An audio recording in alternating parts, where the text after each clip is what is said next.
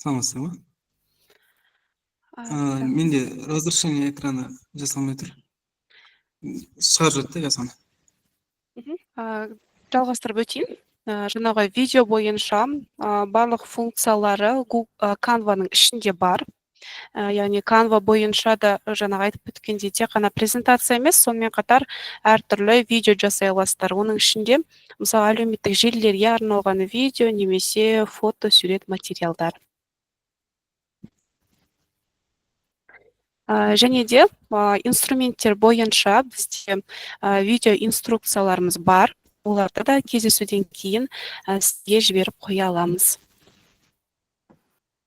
Ондай видео жасау не ғой, платный ғой? Жоқ, Canva-ның ішінде біз қазір демо версия беріп жатырмыз. Сол демо версияның ішінде барлық функциялары қолжетімді болып тұрады. Сізге мысалы аккаунт ашылса, логиніңізді жіберсеңіз, біз тексеріп көре аламыз. Жоқ, менде платный услугасы бар, өзім сатып алғам. Жақсы. Енді келесіде сөзді біз Нұрсұлтан мырзаға берсек, бастай берсеңіз болады. Қайырлы күн, әріптестер.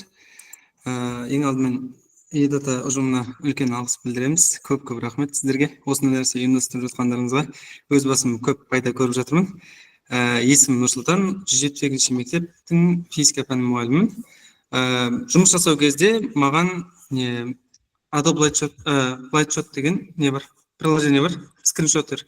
Осы өте ыңғайлы, соны жүктеп алуға кеңес беремін. Мына сілтемеде кнопкасы бар. Қолданып та жүрген боларсыздар. Одан кейін бұны қолданған кезде мен оқулық кезет бар ғой. Сол жердегі кітаптарды керек жерін өзіме қиып алып, сонымен жұмыс жасай жүремін да. Google мен Canva-ны қолданған кезде. Мен сіздерге тапсырма жасау бойынша өз тәжірибемен бөліскім келіп отыр. Бүгін мен мысалы ядролық реактор тақырып болды бізде физика сабағынан. Бірінші есеп кітап параграфтың соңында тапсырмалар бар. Мысалы, осы тапсырмаларды балаларға қызықты етіп берудің жолы бар екен. Мысалға, мына тапсырманы қызықтырақ етіп жіберейін балаларға. Мысалға, ол үшін Gemini'ді қолданамыз. iStudio Google деп терсеңіздер, Google iStudioға кірсеңіздер, осы Gemini'дің екінші түрінің бір күшті болып барып береді. Create prompt деген бар, осы жерге кіресіздер де, суретті жүктеп, Ctrl-V-ны басқан кезде жүктеледі. Сөйтіп, мінекей, сурет жүктелді. Мысалға, контекст есеп құрастырыңыз деп жазуға болады. Құрастырыңыз. Енді, қазір осы есепті мәтінмен бірге есеп құрастырып береді. Осы есепті, мысалға, бұдан да қызығырақ қылып жасауға болады. Қандай программа дедіңіз бұл? Болма, Gemini ғой кәдімгі. Сайт iStudio.com деп жазсаңыздар, Google-ға шығады бірінші жоқ. Бұл жерге былай істесеңіз болады. Контексті түрде, тест есеп түрінде қызықты етіп құрастырыңыз деп жазсақ. Мысалға, осы есепті қазір кішкене бұдан да қызығырақ қылып құрастырыңыз деп команда бердік. 5 секундтың ішінде бізге есеп құрастырып жатыр. Жаңа энергия көзі деп алды. Басында кішкене ғана екі түрлі теңдеуді осындай қызық қылып жазып берді да. Енді мысалы қараңыз, сіз болашақ энергия мәселелерін шешуге бағытталған ғылыми зерттеуге қабылданыңыз деген сияқты жазып берген. Енді мен бүйтем. Менің жаңа вкладкадан ашып алдым осыны. Бүйтем, енді мен осыны суретін алуым керек. Ол үшін мен былай жазам. Dream Lab.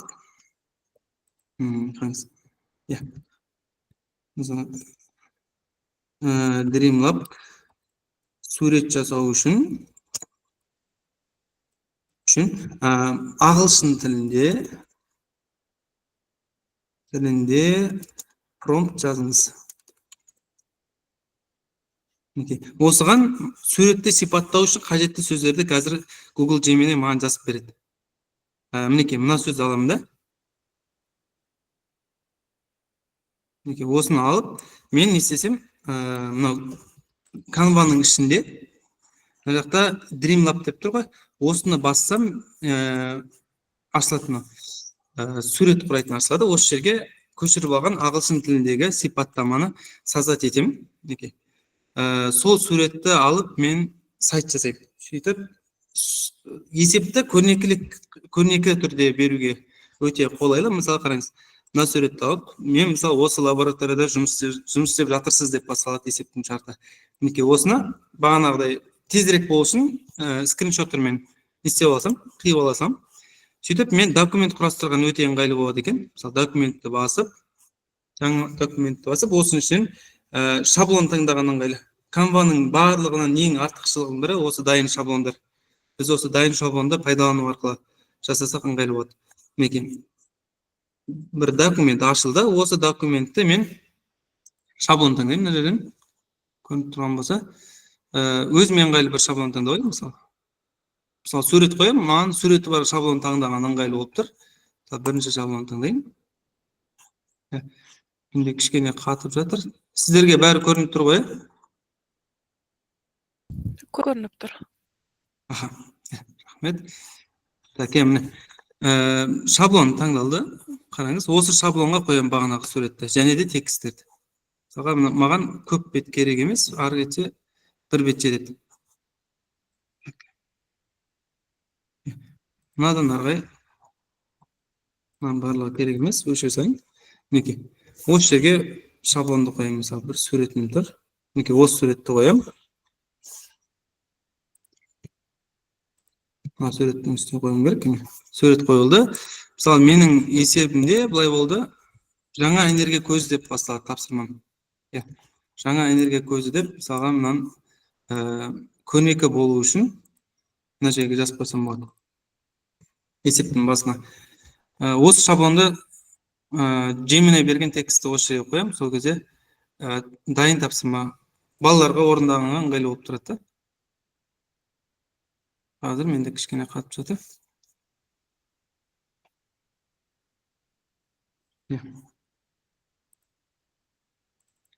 Мысалға жаңа энергия көзі.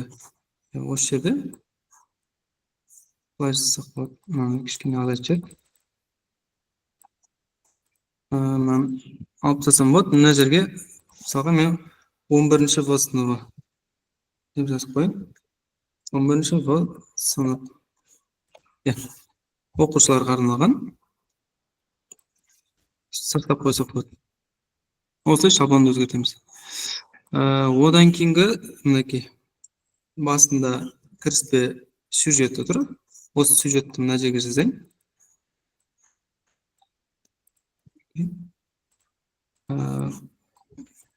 Бірінші тапсырмалар орындау керек. Бірінші тапсырма. Мінекей сюжет тұр. Енді арғай астынан есеп беріледі. Бұл есебіміз мына жерде тұр. Екі түрлі есеп берілген. Осылай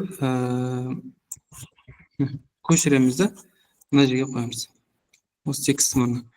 Бұл жерде кішкене не істеуге болады тағы да. Әсемдеуге болады. Бастысы мәтінді тек қана кітаптағы мәтінді көркемдеп беріп жатырмыз оқушыларға. Мінекей, осы тапсырманы былай жасасақ болады, шығарып алсақ болады. Мінекей, скачать деп PDF түрде шығарып алсақ болады.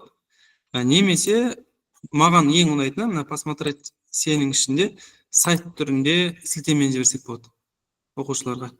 Осы сілтемені жіберген кезде сайт түрінде ашылады, телефоннан көрінген кезде одан да әдемі болып көрінеді. Мінекей, қараңыздар. Бар жоғы бір 5-6 минуттың ішінде осылай әдемілеп жасауға болады. Біздің қазір ғана дайындаған сайтымыз міне тұр. Интерактив тақтадан да көрсетсеңіздер болады. Бұл нәрсені оқушыларға жасап жүрмін, бүкіліне ұнайды кәдімгідей. Кітаптағыдан қызықтырақ.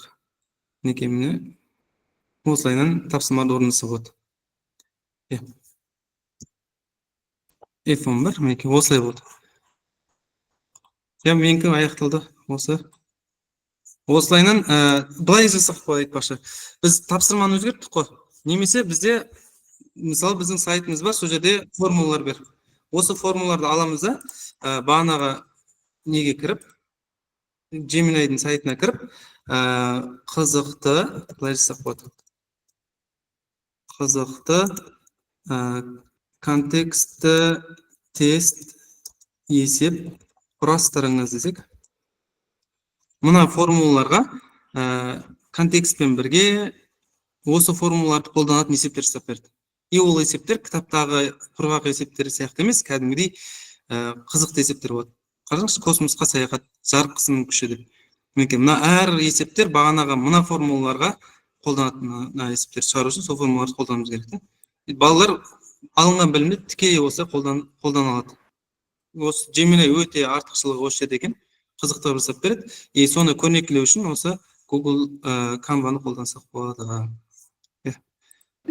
Рахмет. Рахмет көп.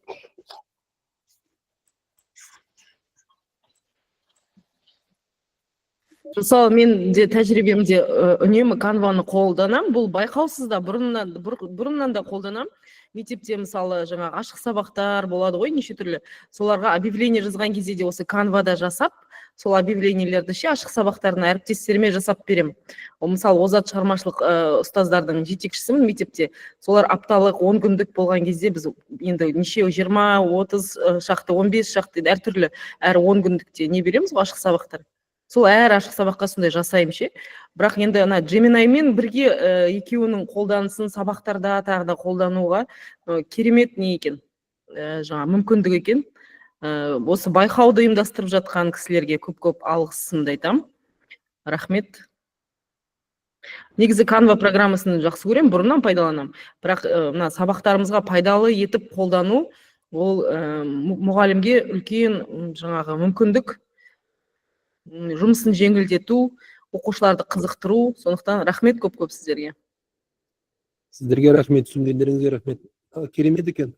Нұрсұлтан мырза, рахмет сізге. Бөліскеніңізге өзіміз үшін қызық заттар ашып жатырмыз. Көп мұғалімдерге де пайдасы тиеді деп ойлаймыз. Тамаша. Айолым, бізде кім келесі? Так, айтпақшы, жаңа алдында да орысша группаға айтпадық. Тәжірибесімен бөлісіп отқан керемет ұстаздар, сіздерге кішігірім, үлкен емес, бізден сыйлық болады, оны сіздерге салып жіберетін боламыз. Жалпы тәжірибемен бөлісетін мұғалімдер көп емес екен. Тәжірибесімен бөлісіп, ашық, жақсы мағлұматтарды беріп отырған мұғалімдерге көп рахмет. Жақсы, Айолым, жалғастыра берейін. Бұндай семинарлар тағы да ұйымдастырыла ма? Бізге де бола ма тәжірибемізбен бөлісуге? Мысалы, біз деген кім ол? Біз деген мұғалім, мектептен мұғалім. Сол мұғалімдер үшін жасалып отыр ғой бұл. Енді осындай семинарларда бізге де спикер ретінде қолдануға, не қылуға бола мүмкіндік бар ма? Иә, біз байқаудан орын алу керек па? Хабарласып отырамыз. Егер тәжірибемен бөлісемін, айтқым келеді дейтін мұғалімдер арасында болса, онда бізге хабарласып жатсаңыздар. Так, біз бірлесіп соны ұйымдастырайық, жоспарлап. Рахмет. Жақсы, рахмет. Нұрсұлтан мырза, рахмет сізге. Енді келесі сөзді мен Құндыз ханымға берейін. Сәлеметсіздер ме? Қайырлы күн. Сәлеметсіздер. Қазір мен экранымды қосып алайын. Менің экраным көрінді ме сіздерге? Көрінді. Сәлеметсіздер ме, құрметті ұстаздар? Мен Алматы қаласы номер 206 мектеп гимназияның информатика пәнінің мұғалімі Ерсұлтанова Құндыз Ерсейітқызымын. Осы алдыңғы жылы ұйымдастырылған Canva конкурсының жүлдегерімін. Сол конкурсқа қатысқан болатынмын. Және де сол конкурста Canva қандай маған көмек берді. Ең бірінші мен айтып өтетінім, Canva ол креативті сабақ жоспарлауға таптырмас құрал болып табылады. ең бірінші, мысалға біз ашық сабағымызды, күнделікті сабағымызды қызықты көрсету үшін біздер көптеген материалдар дайындаймыз, және сол материалдарды дайындауға Canva-ның көмегі өте жоғары. Және де мен информатиканы бастауыш пән мұғалімдеріне берем. Цифрлық сауаттылық деген пән. Сол цифрлық сауаттылық пәнінде бастауышқа біздер көптеген таратпа материалдар, таратпа жаңағы көрнекіліктер пайдалануымыз керек. Мен ашық сабағымда сол көрнекіліктердің барлығын қалай бір жерге тоғыстырсам, бір жерге жинастырсам деген ой пайда болды. Сөйтіп, сол ашық сабағымда мен мынандай брошюра жасаған болатынмын. Қазір сабағымның тақырыбы ойынның сценарийі, 3-ші Б сыныбына арналған осындай брошюра жасаған болатынмын. Жалпы сабағымның құрылымның барлығын осы бір брошюраның ішіне сыйдырғым келді. Яғни, бұл жерде сабақтың мақсаты да балаларға беріліп, бағалауымызда осы брошюраның ішінде болды. Қазір видеороликтен көрсететін боламын. Осы брошюраны балаларға таратқан болатынмын. Және де ең бірінші сабаққа біз балаларда сабақ бастаған кезде қызықтыруымыз керек. Қалай қызықтырамыз? Қазір өте танымал болып жатқан әдістің бірі ол бізде комикс әдісі. Сол комикс әдісін осы бізге Edata компаниясы берілген Canva аккаунтымен жасап шықтым. Яғни бұл жерде Canva-ның платный элементтері пайдаланылады, және де сол платный элементтерді қазіргі таңда біздер ақысыз қолжетімді болып келеді. Бірінші, осындай комиксті қалай жасаймыз?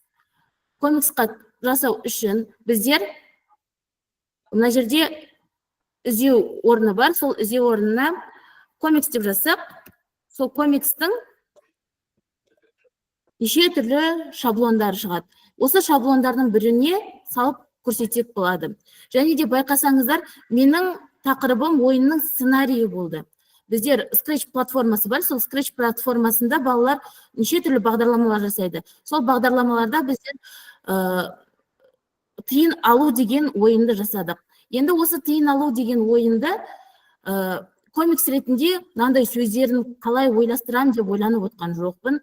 Қазіргі таңда жасанды интеллекттер өте көп. Соның бірі ChatGPT-ға салдым. Ол кезде Gemini-ға да салуға болады. Дәл солай. Чатты бастайсыздар, қазақтың ұлттық ойындары туралы комикс сценарийін жазып берші десеңіздер, бөлім-бөлімге бөліп, кейіпкерлердің атын атап тұрып, осындай сценарий жазып береді сіздерге.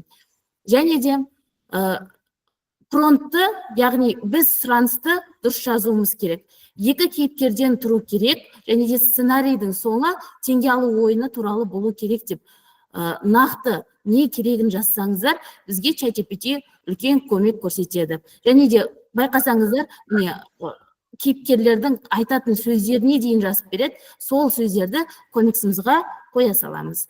Және де комикста міндетті түрде өздеріңіз білетіндей суреттер болу керек. Бұл суреттерді де біздер Canva сайты арқылы жасай аламыз. Біздер Canva сайты арқылы басты бетте маған кескін жасау деген бөлім шықты. Осы жақында ғана шықты. Сол маған кескін жасау деген бөлімді пайдалансақ, осы жерде бізге жасанды интеллект неше түрлі суреттер шығарып береді. Бұл жерде Canva-ның бір ерекшелігі қазір қазақ тілін түсінеді. Яғни қазақ тілінде біз промптты дұрыс жаза білсек, бізге керек ақпараттың барлығын визуалды түрде көрсетіп береді. Мысал ретінде, жаңағы комиксіміз басталады. Басталған сәтін қазір ашып көрсетейін.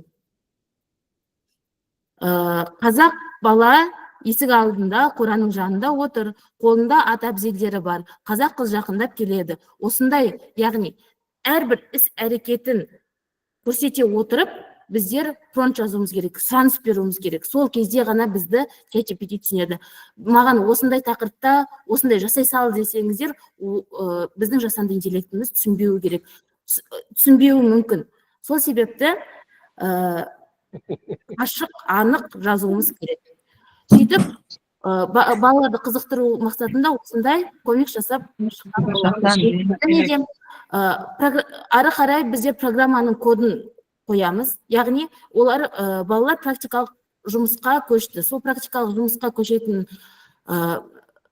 баланың скриптісін, яғни баланың біздер ойын жасап шығып жатырмыз ғой, сол баланың скриптісін және де теңгенің скриптісін пайдалана отырып, біздер балаларға қолдарына кодты бердік, және де олар анық көре алды.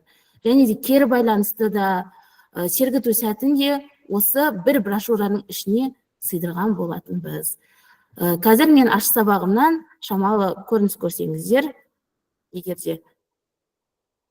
Так.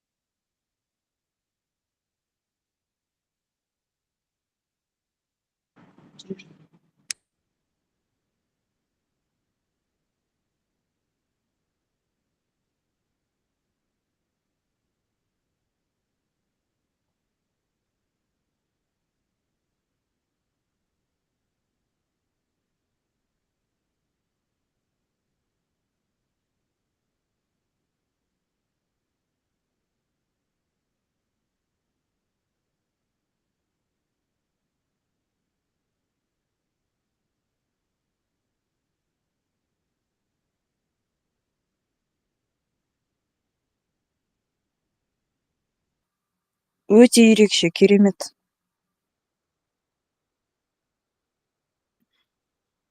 Назарларыңызға көп рахмет. Сұрақтарыңыз болса, жауап беруге дайынмын. Сабақтың форматы өте ерекше. Рахмет сізге. Рахмет көп. Сұрақтарыңыз болса? Сізбен қалай хабарласуға болады, бір нәрсе білмегенімді сұрау үшін? Жалпы чатта бармын, сол чатта жазып қояйын, немесе өзім номерімді берейін, сол номерім арқылы менімен байланысып, менен білмеген жерлеріңізді сұрасаңыздар болады. Мен деген мамандығында білгенімді айтам. Физика информатика сосын сұрап отырмын, деймін бе? Жақсы. Рахмет. Чатқа сұрақтарыңызды жазып, бөлісіп отырсаңыздар, Құндызхан дұрыс айтады, чат арқылы басқа да білмейтін, білгісі келетін мұғалімдерді көріп, қарап, үйреніп отыратындай. Күшті. Конкурсқа қатысу жас шектеулі бар ма? Тамаша. Ау, Шолпан Исмаилова. Конкурсқа қатысуға жас шектеулері бар ма? Жас шектеулі. Мұғалімдер. Жалпы айтып өтсем, бірақ мұғалімдердің барлығы жас деп ойлаймыз біз. Айтып өтсем, осы канваны пайдалану осы уақытқа дейін де негізінде мен пайдаланып келгенмін. Яғни ақшасын төлеп, осы уақытқа дейін де пайдаланып жүрдім. Edata компаниясына көп алғысым шексіз, себебі тек қана канва емес, Gemini'ді да, және де канваның ішінде қолданбаларға кірсеңіздер, 40-тан астам қолданба бар ішінде, соның барлығын ашық, қолжетімді етіп отқанға көп рахмет. Алғысым шексіз сіздерге де. Түсініп бағалағандарыңызға рахмет. Тамаша, өте жақсы нәрселерді біз үйреніп жатырмыз бүгін. Көп рахмет, Құндыз ханым. Айолым, жалғастыра берейік. Жақсы, Құндыз ханым, рахмет сізге. Енді біздің соңғы спикеріміз бұл Гүлдерхан ханым. Сіз осындасыз ба? Бәріңізге сәлеметсіздер ме? Менде қазір камера ашылмайды, себебі қазір камера ашсам, видео нұсқалықты дұрыс көрмей қалады екен. Сол себепті алдын ала кешірім сұраймын. Бірінші, қазір мен көрсетіп алсам, демонстрация. Жақсы. Так, демонстрацияда көрініп тұр ма? Иә. Иә. Тағы да барлықтарыңызға сәлеметсіздер ме? Алматы қаласы Алатау ауданы бойынша номер 201 мектеп гимназиясында Қазақстан тарих пәнінен, Қазақстан тарих және дүниежүзі тарих пәндерінен мұғалім боламын. Есімім Досымова Гүлдерхан. Негізі бүгінгі мастер-класстың басты тақырыбы Қазақстан тарихын 7 минутта комикс арқылы тану болған болатын. Біз күнделікті өмірде балалардың қызығушылығын арттыру мақсатында түрлі методикалар қолданамыз. Ал бұл методика қазіргі таңдағы балаларға өте тиімді методикалардың бірі деп айта алар едім. Енді бүгін сіздермен тарихты тануда ерекше әрі заманауи тәсілі комикс арқылы оқыту туралы сөйлесеміз. Енді Қазақстан тарихы терең күрделі тақырып болғандықтан осы бір комикс арқылы көрсете алсақ. Мен қандай тақырып алдым? Әрине бұл алғашқы тақырыптардың бірі. Тениопия деп аталынады. Дүниежүзі тарихының тақырыбы апиын соғысы, яғни Япония немесе Қытай тақырыптарына келген кезде осындай комикстер арқылы жасасаңыздар болады. Бұлардың барлық суреттері Canvaның ақылы суреттерінен алынған, немесе демо версияларынан алсаңыздар болады. Бұлардың барлығы элементі бөлімде, яғни сіздер арнайы Япония немесе Жапония, Қытай, самурайлар деп арнайы бір сөз тіркесін белгілесеңіздер, бірден фотонұсқалықтар шығарып береді, немесе мына жақта приложение деген бөлім бар. Осыдан алдын құндызған көрсетіп кеткен болатын, яғни Canvaға жақында нелер қосылды, жасанды интеллект, сол арқылы 5 сөйлемнен көп жазсаңыздар, оларға арнайы суреттер қосып береді. Енді бұл комикстердегі сөздердің барлығы Canva арқылы жазылған, ешқайсысы артық приложениеден алынбаған. Енді бұлардың барлығын сабаққа алдын ала мұғалімдер өздері дайындап келді. Ал енді сабақ барысында біз балаларға қандай комикстер арқылы жұмыс жүргізе аламыз деген сұраққа жауап берсек, бірінші мен сіздерге арнайы қысқаша ғана бірнеше приложениелерді көрсетіп кетсем, бұл приложениелер балалармен бірге жұмыс жасауға өте ыңғайлы приложение. Біріншісі әрине Canva барлығына қолжетімді, балаларда қазір бізден жақсы еркін пайдалана алады. Ал екіншісі бізде Pixn деген арнайы приложение. Бұны балалар өздерінің телефон нұсқаулықтарына да жүктеп алса болады, немесе жаңағы сіздер интерактивті доскадан көрсетсеңдер болады. Бұл жерде қандай? Бұл жердің барлығы тегін, балаларға өте ыңғайлы жасалынған. Арт жағына түрлі фондар қоя аласыздар. Мына жерде персонажы деген бөлім бар, яғни әртүрлі тұлғаларды таңдай аласыздар. Мысалы, мына жерде добавить человека деген бар. Балаларға арнайы бір тапсырмалар берілетін болса, сол тапсырмалардың тұлғалары, мысалы Шыңғыс хан, немесе именно сол тақырыпқа келетін тұлғаларды белгілеуге болады. Немесе үйге тапсырма ретінде осындай жерде тұрған мультиктегі кейіпкерлерді жасап алуға болады. Бұл бізге қандай жақсы методика бере алады деген сұраққа жауап берсек, бұл Pixn бағдарламасы арнайы комикс жасауға арналған платформа, кейіпкерлерді де өзгертуге болады. Бұл жерде арнайы режимдер бар. Ақ, қара, мысалы мынау түн кезіндегі, мынау қараңғы кездегі, немесе өздеріңіз қолмен бояй аласыздар. Бұл балаларға қызықты деп ойлаймын, әсіресе бастауыш сынып балаларына. Келесі бізде интерактивті доскадан қолдануға болатын приложениелердің бірі. Бұл приложение бізде Make Believe Comics деп аталынады. Қарапайым әрі тегін комикс құрастыруға құрал. Бұл енді мұғалімдерге тиімді, себебі қарапайым балалар арнайы аккаунт ашатын кезде кейбір қиындықтар туғызуы мүмкін. Енді келесі біздегі комикс құрауға интерактив доскадан көрсете аласыздар. Бұл бізде интерактив доска деп аталынады. Бұл жерде барлық суреттерді өздеріңіз жүктеп қосылта аласыздар. Яғни балалармен бірге отырып пәнаралық байланыс жасауларыңызға да өте үлкен көмегін көрсетеді. Енді сіздерге именно Canva арқылы жасалынған кішігірім комикске қысқаша шолу жасап кетсем, бұл комикс жаңа айтып кеттім, апиын соғыс туралы айтылған. Мына жерде оқиға алаңы, қаладағы базар алаңы, бұлардың барлығын шығарып алып, балаларға электронды кітап ретінде шығарып берсеңіздер болады. Яғни балалар осыны оқып, апиын соғысы кезінде қандай оқиғалар жүзеге асты деген.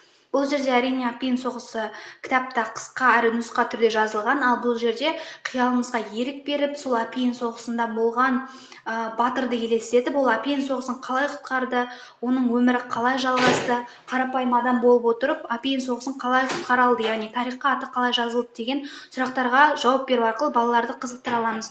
Бұлардың барлығы жаңа методикалық әдіске ұсынылады. Бұл жердегі суреттердің барлығы осы Canva приложениесі арқылы алынған. Енді соңына балаларды қызықтыру тапсырмасы ретінде мен мынаны қостым, яғни арнайы Личен деген қолбасшының баласы дүниеге келеді. Бұл баласының ары қарай өмірі моңғол шапқыншылығына ұласады. Яғни бұл моңғол шапқыншылығын қалай құтқарады деген сұрақ бойынша балаларға үй тапсырмасы ретінде комик жасап келу ұсынылған болатын. Негізі бүгін түсіндірілетін қысқаша мастер-класстың тақырыбы дәл осындай. 7 минут ішінде балаларға тақырыпты еркін әрі түсінікті тілде түсіндіре алуға көп көмегін береді. Бұл тек қана кіші сыныптарға емес, сонымен қатар үлкен сыныптарға да өте пайдалы методикалардың бірі деп санар едік.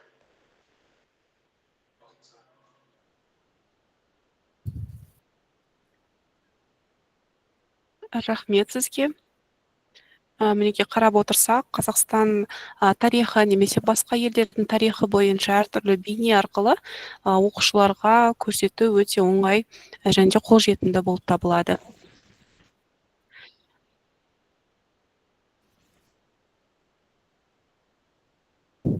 Сіздерде сұрақтарыңыз бар ма екен? Гүлдерхан ханым, сіз осындасыз ба? Я тыңдап тұрмын, айта берсеңіз. Аха, жақсы. Рахмет сізге. Бүгінгі жаңағы спикерлердің айтуы бойынша барлығын көрсеттік. Енді жаңағы сұрақ жауапқа көшсек, сұрақтарыңыз болса, қазір қойсаңыздар болады. Немесе астындағы чатқа жазсаңыздар болады.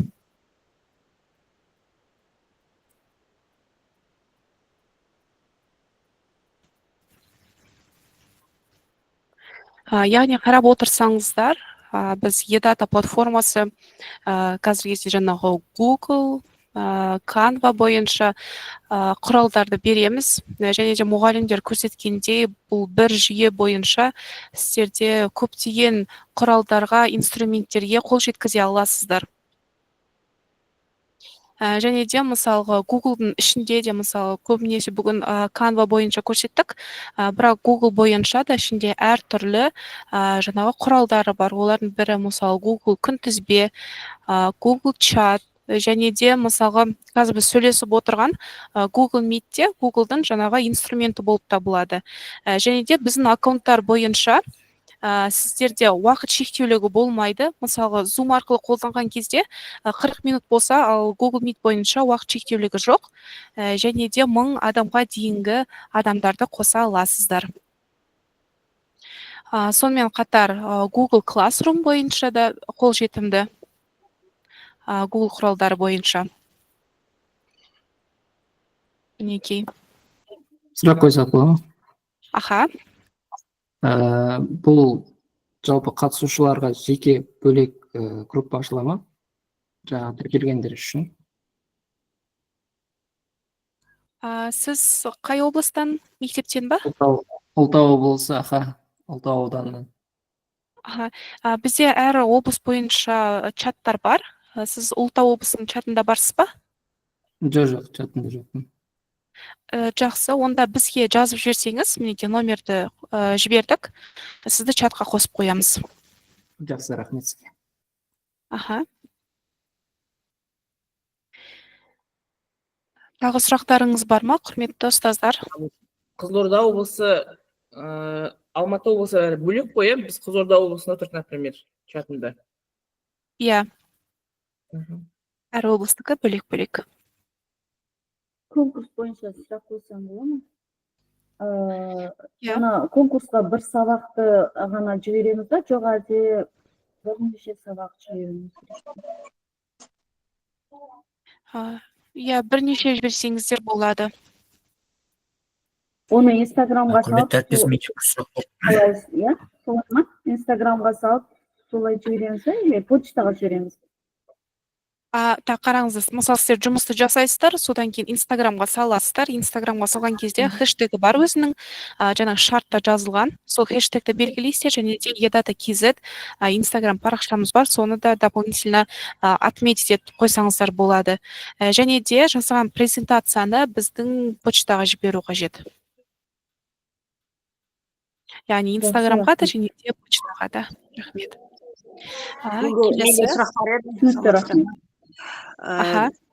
мысалы менің әлі жұмысым дайын емес, бірақ байқауға тіркелудің аяқталу күні бүгін екен. Бүгін тіркеліп қойып, жұмысымды асықпай жіберсем болады ма? иә тіркелу 20 бойынша наурызға дейін бүгін ғой? иә 20 наурызға дейін жұмыстарыңызды сала беріңіздер. Кешіріңіз, жаңа чатқа тіркейміз дедіңіз, қандай неге не істедіңіз? Ретін айтыңызшы. Ұлытау облысы тоже. Аха, бізде жаңағы әр облыс бойынша чаттарымыз бар. Сол чатқа сізді қосып қоя аламыз. Біз мына жерге чатқа, бұл жерде Google-дың номерімізді жазып қойдық. Сол номерге жазсаңыздар, мысалы Ұлытау облысы чатқа қосыңыз деп біз қосып береміз.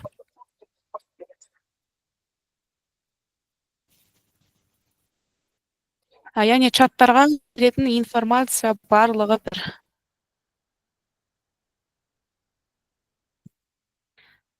Тағы сұрақтарыңыз бар ма? Неге экран 114 бұйрыққа жауап деймін да, министрліктің бекіткен.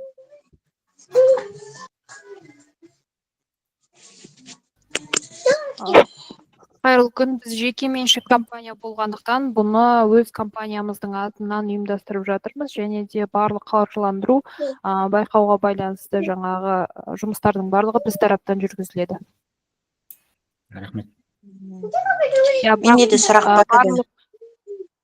Кешіріңіз, Қарлығаш ханым, қазір бір жауап бере салайын. Біз барлық республика бойынша облыстағы білім басқармасымен жаңағы әкімшіліктегі адамдарға, жаңағы басшыларға бұл байқау туралы барлық ақпаратты жібердік. Сондықтан білім басқармасы тарапынан да, әкімшілік тарапынан да бұл хат туралы жаңағы арнайы ресми түрде жіберілген ақпарат берілген. Я Қарлығаш ханым, тыңдап тұрмыз сізді. Біздер логин паролімізбен тіркелдік қой, иә? Сол мысалы басқа компьютерден де басқа неден де көрсету үшін сол логин паролімізбен сол жерден қайтан кіруіміз керек па? Көрсету үшін жұмысымызды.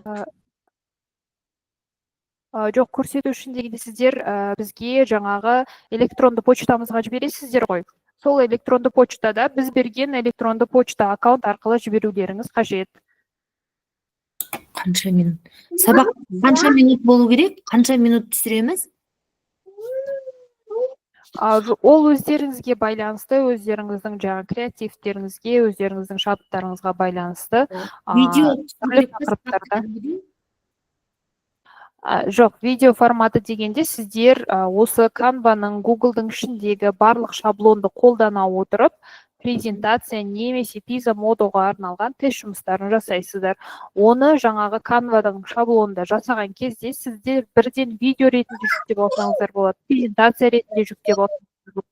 Яғни түрлі форматта жүктеп біздің жаңағы Instagram сайттарына саласыздар. Мысалы, мына жерде мен чатта барлық байқауға қатысты жаңағы шарттарын жібердім. Соны толық оқып шықсаңыздар, сол жерде байқау шарттары туралы толық ақпарат берілген. Не болмаса біздің экранда аттестацияға не тема? Аттестацияға кірмейді, себебі біз жеке компания ретінде жеке меншік компания ұйымдастырып жатыр. Біздің Едада KZ компаниясы. Біздің экранда көрсетілген ақпаратты телефон контактілерімізге хабарлассаңыздар, барлық сұрақтарыңызға жауап береміз.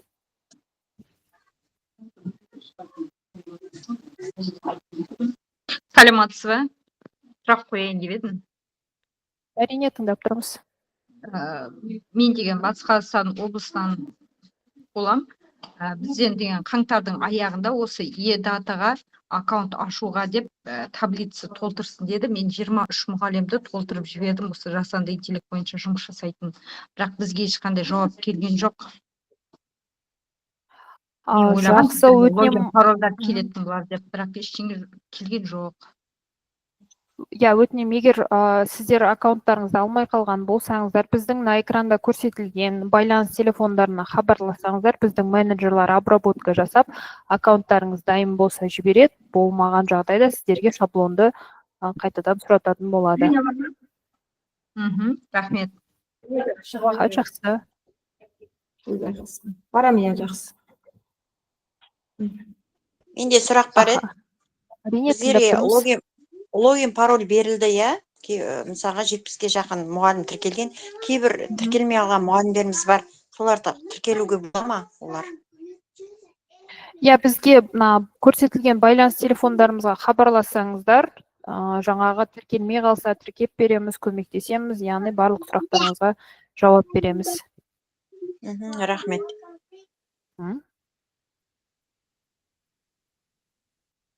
Тағы да қосымша сұрақтарыңыз бар ма? Сәлеметсіздер ме? Саламатсыз ба? Осы конференция сақтала ма? Иә, запись жасалып жатыр. Сіздерге жаңағы чаттарыңызға, өңірлер бойынша чаттарға осы жасалған запись жіберілетін болады. Жақсы, рахмет. Жақсы. Сұрақ қойсам бола ма? Жаңа анау демо версиясын бердік деп жатсыздар ғой. Біздің бұны облыстарға жібердіңіздер ме? Сіздер или әлде мектеп басшылары хабарласып ала ма? Сіз қай өңірден хабарласып тұрсыз? Ұлытау. Ұлытау облысына біз жекеленген жаңағы әр мектептен бірнеше қолданушыға демо версия берілген болатын. Сол бойынша біз білім басқармасымен кездесу ұйымдастырғанбыз, метод центрмен кездесу ұйымдастырғанбыз. Сол жақтардағы мамандарға жіберілген болатын. Жақсы, рахмет.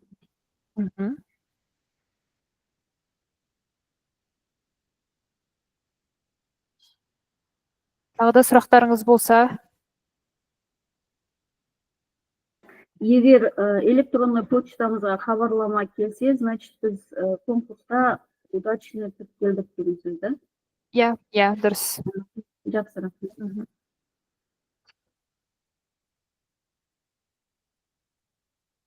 Жаңа бізде қол көтерген маман болды. Тыңдап тұрмыз. Сәлеметсіз бе? Шымкент қаласынан хабарласып отырмын. Есімім Қарлығаш. Демо версияны қалай алсақ болады? Canva'ны қолдану бойынша. Осы біздің экранда көрсетілген номерларға жазсаңыздар, біз сіздерге шаблон жібереміз, соны толтырып жіберсеңіздер, сіздерге аккаунт ашып беретін боламыз. Рахмет көп. Жақсы.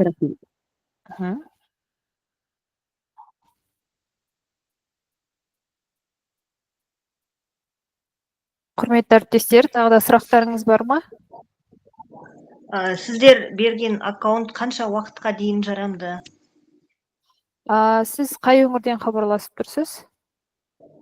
Қызылорда облысы. Қызылорда облысы. Бізде әр өңірмен жаңағы келісім шарт жасалып жатқан жұмыстар әртүрлі.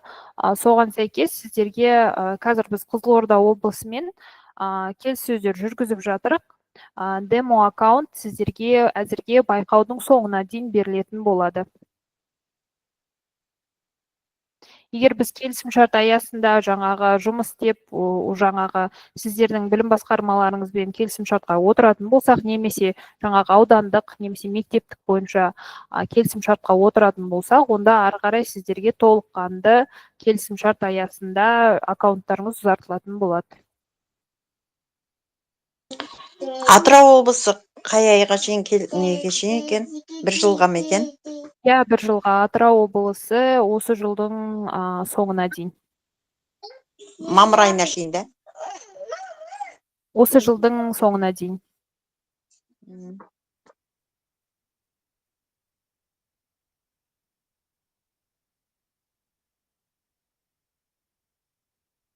Сұрақ қойсам бола ма? Әрине. Сіздерде екі байқау, иә? Сонда Canva'дағы үздік презентация, сосын жаңағы екіншісі пизаға тапсырма деп тұр, иә? Жоқ, бір байқау, екі номинация. Сонда біз Canva'да жаңағы пизаға жасау керек па, или можно Canva'да любой темаға жасау бойынша екі номинацияға да қатыссаңыз болады, қаласаңыз бір номинацияға қатыссаңыз болады. Темасын өзіміз таңдаймыз ба, любой әлде тема бар? Иә, жаңағы тақырыпты өздеріңіздің пәндеріңізге және де жалпы жаңағы мектептің программасына сәйкес таңдалғаны жөн. Өздеріңіз таңдайсыздар. Бұда сосын грамота бірдеңе бере ма, котируется? Міндетті түрде осы конкурсқа қатысқан барлық қатысушыларға біздің компанияның тарапынан сертификат берілетін болады. Ол жарамды ғой, иә, категорияға неге? Жоқ, ол аттестацияға жарамайды ол сертификаттар. Себебі біз жеке компанияның атынан бұл байқауды ұйымдастырып отырмыз.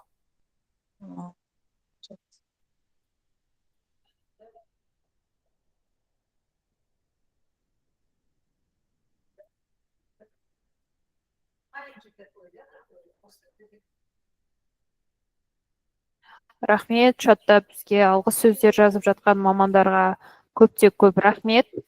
Бүгін біздердің ана сертификат бойынша байқау тегін, аккаунты тегін көп региондарға уже беріліп жатыр, демо версиясы негізінде. Сондықтан бізде сертификат сату немесе повышение квалификации сияқты біз курс ұсынбаймыз. Біз осы беріп отырған жасанды интеллект құралдарын сабақ беру мақсатында қолдану, сосын осы байқау негізі тәжірибемен бөлісу, мұғалімдер бір-бірінен үйренсін.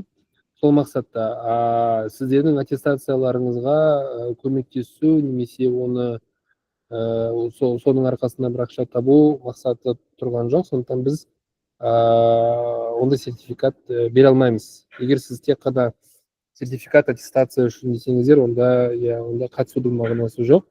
Бұл осы жасанды интеллект құралдарын үйрену, сабақта пайдалану, сондай мақсатта жасалып отыр. Алдын ала соны айтамыз, кейде мұғалімдер ренжиді, біздің алған сертификаттарымыз жарамсыз. Соны алдын ала ескергендеріңіз дұрыс. Ертең ол аттестацияға жаңағы ұстаз KZ сайтына салу оған келмейді.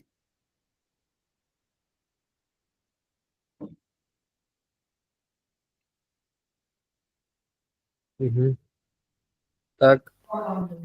Сұрақ қоятын адамдар бар ма?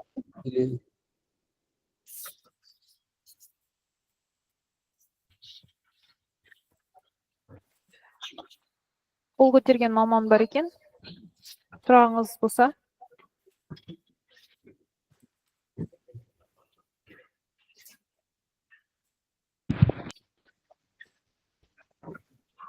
Бұл программада жұмыс істеген кезде ше, сосын кейін біз интернет істей береді дедіңіздер ғой. Пайдалана беруге бола ма? Подписка жасамаса да?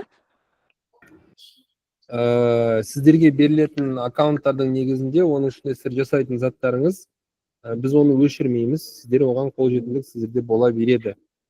Бірақ ақылы емес форматта шектеулер пайда болады. Ал кейін сіздердің облыстарыңыз жаңағы контрактілерге шығатын болса, онда ішіндегі қазіргідей беріліп отырған бүкіл мүмкіндіктеріне ие боласыздар. Бірақ сіздердің жасап отырған қазіргі сабақтарыңыз, ішіндегі презентацияларыңыз немесе басқа да материалдарыңызды біз өшірмейміз. Сіздер кейін де оған кіріп, оны ала аласыздар. Офлайн нұсқада, біз жаңа офлайн нұсқаны ашуды көрсеткен жоқпыз ба? Иә, көрсетілмей қалған екен. Қазір көрсетіп жіберсек болады. Иә, көрсетіп жібере салып. Жаңа орыс группада көрсетілді. Қазақ группада көрсетілмеді ғой. Жарайды, жақсы. Қараңыздар, мінекей бізде проект бөлімінен өткен кезде біз өзіміздің жаңағы жасалған презентацияларымызды көре аламыз. Мінекей қарап отырсаңыздар, презентация не көрініп тұр болған болса, сіздерге мына жердегі 3 нүктені басатын болсақ, менікі міне офлайн режимде уже тұр екен. Мен сіздерге басқасын көрсетейін. Мен 3 нүктеге бастым. Одан кейін включить презентацию офлайн кнопкасын басамын. Сол кезде менің бұл презентациямды мен офлайн форматта жұмыс істеп, яғни толық анимациясы ішіндегі барлық видеоларының барлығы маған офлайн форматта қолжетімді болады. Қазір енді мен неке қарап отырсаңыздар, презентация в режиме офлайн деп жоғары жағында шығып тұр менде. Қазір енді мен өшірмей қояйын, интернетімді өшірсем менде видео өшіп кететін болып тұр. Мен осы офлайн режимге көшірген барлық презентацияларымды интернетсіз де толыққанды ішіндегі барлық анимацияларымен қолданып көрсетіп демонстрация жасай аламын. И Google-дағыда файлдарды офлайн форматта, оларды алдын ала офлайн форматта сақтап қоюға болады. Көрсетесің ба? Дария, сен білесің ба? Иә, жақсы көрсетейін мінекей. Мысалы, менде міне қазір сіздерге міне Excel форматында менде документ ашылып тұр. Файл бөлімінде мен мінекей менде қазір 1 минут. Скачать. Жоқ, скачать емес. Мне включить офлайн доступ деген кнопка бар. Осы кнопканы бассам, мне менің документ теперь доступен в офлайн формате. Яғни мен бұл документпен енді офлайн форматта жұмыс істей бере аламын. Яғни файлы и мне отключить или включить офлайн доступ деген кнопканы басу арқылы мен Word форматында, Excel форматындағы документтермен интернетсіз жұмыс атқара аламын.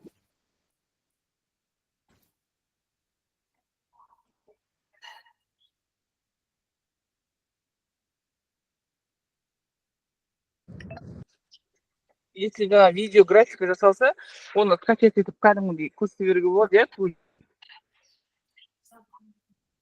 Кешіріңіз, сұрағыңызды естімей қалдым. Ана видео или графиканы ше жасап болғаннан кейін, если скачать, бөлек как видео көрсете беруге болады ғой, иә? Әрине. Мінекей қазір көрсете алам. Өзіңіз кіретін, мысалы, мынандай анимация болса,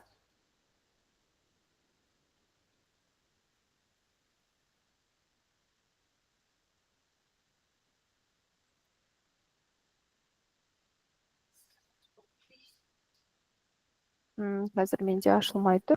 Мына жерде поделиться деген кнопка бар. Сол жерде скачать кнопкасын басып, форматын таңдай алам толыққанды, иә. Бұл жерде міне форматын таңдай алам, және де жүктеу батырмасын басып, мен бұл видеоны өзімнің жаңағы компьютеріме сақтап, не болмаса басқа да жаңағы әлеуметтік желіге жүктеу, немесе бір документке қосу форматында барлығын қолдана аламын.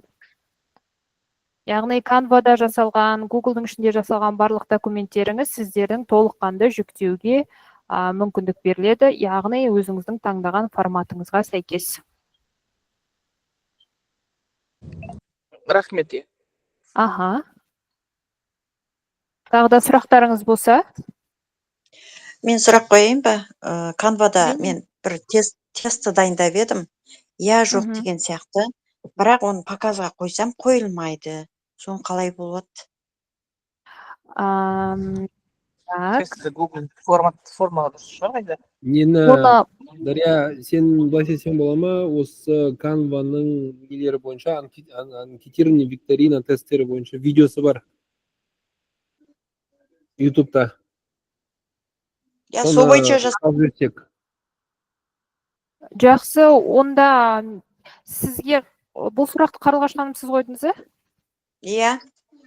Қарлығаш ханым, онда бізге жаңағы көрсетілген жаңағы номерларға жазсаңыз, біз сізге жаңағы видео инструкцияның сілтемесін не ары қарай шығып тұрған қателікті бізге жіберсеңіз, көріп, тексеріп, бізге кеңес беретін едік. Жақсы, рахмет. Жақсы. Құрметті әріптестер, сіздерге уақыттарыңызды бөліп бізде осындай шеберлік сағатына қатысқандарыңызға көптен көп рахмет. Бүгінгі бізге спикер болып, бізге көптеген өте қызықты ақпараттармен бөлісіп, өздерінің тәжірибелерімен бөліскен мамандарға көптен көп рахмет айтамыз. Сіздерге байқауға қатысып жатсаңыздар сәттілік тілейміз, және де бізбен осындай тәжірибелеріңізбен бөлісіп, оларыңызды айтсаңыздар, спикерлер номерін алуға бола ма? Я, әрине, міне біздің экранда көрсетілген номерді жазып алсаңыздар болады. Не болмаса міне чатта мен төменде біздің номерларымызды жаздым. Сол номерлар бойынша да хабарлассаңыздар болады. 8747 755 98 98.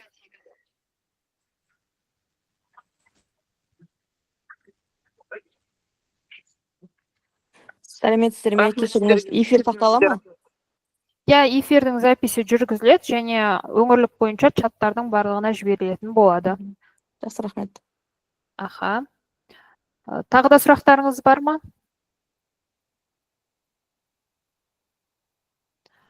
Тағы да сіздерге көптен көп рахмет. Уақыт бөлгендеріңізге жақсы. Онда егер рұқсат болса, мен кездесуді аяқтайын. Рахмет, уақыт бөлгендеріңізге. Сау болыңыздар, күндеріңіз сәтті өтсін. Рахмет, сау болыңыздар.